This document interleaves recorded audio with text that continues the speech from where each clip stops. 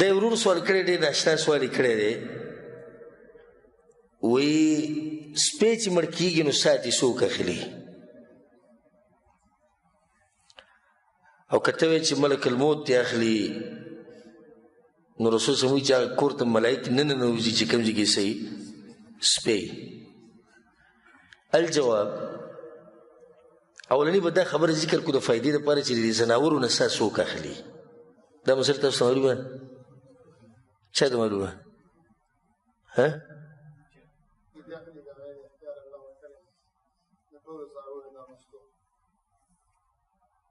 نو دې آیت دلیل شته چې د ټولو نه سا اخلي. قرآن کې خو صدق چې قل یتوفاکم، تاسو نه اخلي. ناول دا مسله بیانو چې د ځناورو څارویو نه سا څوک اخلي. دا خبره خو واضحه ده چې د آدم د بچو نه سا څوک اخلي؟ ملک الموت اخلي. قل یتوفاکم ملک الموت الذي وکل بكم. دا واضح شو. بیا سا د ځناورو او د څارویو نو په دې کې نه آیت شته چې په کې دی چې دوی له سام دی اخلي، نه په دې کې صحیح حدیث دی. نو ځکه په کې بیا د بعض علماو اختلاف دی. بعض علما یو روایت ذکر کوي چې هغه سندن ضعیف نه منګړت دی. شیخ البانی رحمه الله ته منګړت وایي.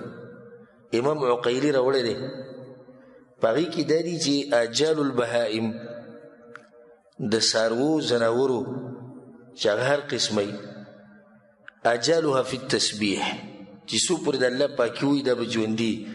فاذا انقضى تسبیحها، چې کله دا پاکي ویل بند کړي، قبض الله ارواحها، الله دې ساه واخلي. وليس الى ملك الموت من ذلك شيء، او ملک الموت په لاس کې وایي څه نشته دی. لکه دا صحیح وي، خبره واضحه ده، خو دا سندن څه دی؟ ضعیف دی.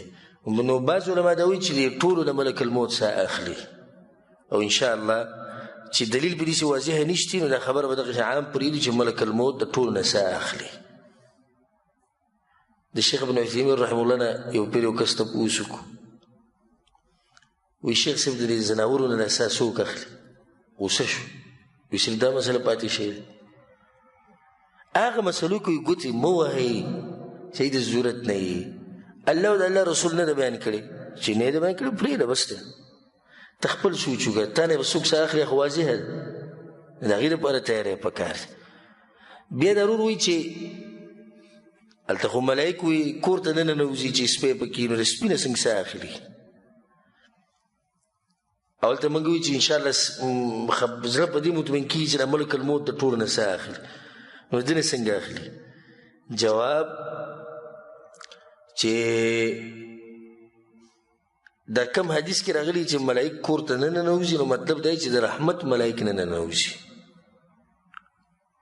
نور عام عام نه دي منع شوي چې بلکل ملک نه راځي. اوس هر انسان سره دوه ملائک دي چې هغه ښه عمل او بد عمل لیکي، دا خو زر په هر ځای کې دي. نو کور کې سپی هم دی، دغه ملائک پکې هم دي. نو دغه شان د ملک الموت ډېر خلکو نه ساګانې اخیستي دي، او په کور کې دننه سپی شوي دي که نه شوي. سپی په کور کې او سړی پکې مړه شوی دی، ښځه مړه شوې ده، د رحمت ملایک نه راځي. لکه حدیث کې دا دي چې رسول صلی الله علیه وسلم وایي چې ملایک ګرځي په دې لارو کوڅو کې، او هغه کورونه او هغه ځایونه ګوري په کوم ځای کې چې د الله ذکر کېږي.